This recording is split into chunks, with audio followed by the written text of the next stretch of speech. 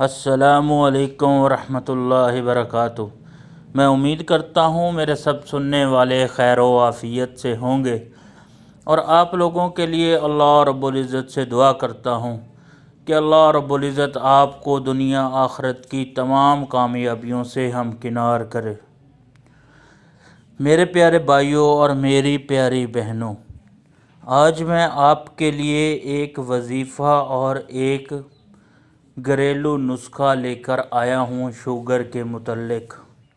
Video को शुरू करने से पहले मैं तमाम दोस्तों से छोटी सी रिक्वेस्ट करता हूँ कि जिन दोस्तों ने मेरे चैनल को सब्सक्राइब नहीं किया वो मेरे चैनल को सब्सक्राइब कर लें और साथ में लगे बेल आइकन को ज़रूर प्रेस कर दें ताकि हमारी आने वाली हर वज़ाइफ की वीडियो का नोटिफिकेशन आपको बआसानी मिल सके।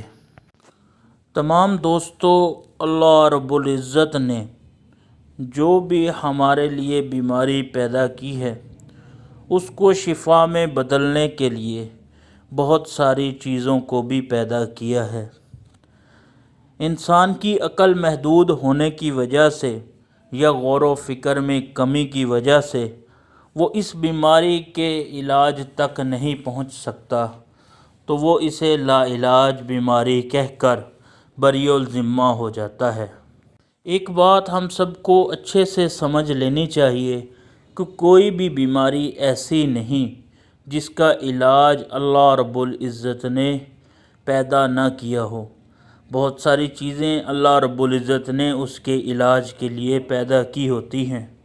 तो पहले हम एक आसान घरेलू नुस्खे के बारे में बात कर लेते हैं जो शुगर के मुतल्लिक बहुत ज़्यादा अहमियत का हामिल है। इस नुस्खे को आप आज़माएंगे तो इंशाअल्लाह 3 दिन के अंदर ही आपकी शुगर कंट्रोल में आ जाएगी।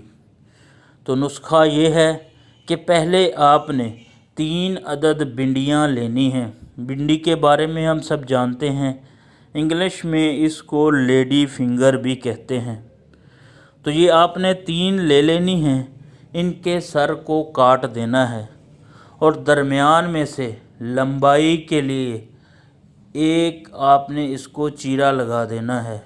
तीनों को अलहदा-अलहदा सर को काट कर दरमियान में से लंबाई के हिसाब से चीरा लगा देना है।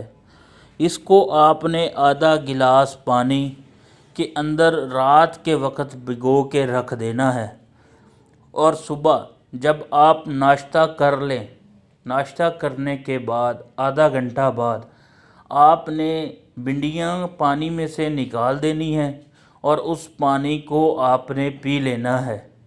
इंशाअल्लाह 3 दिन में ही आपकी शुगर कंट्रोल में आ जाएगी।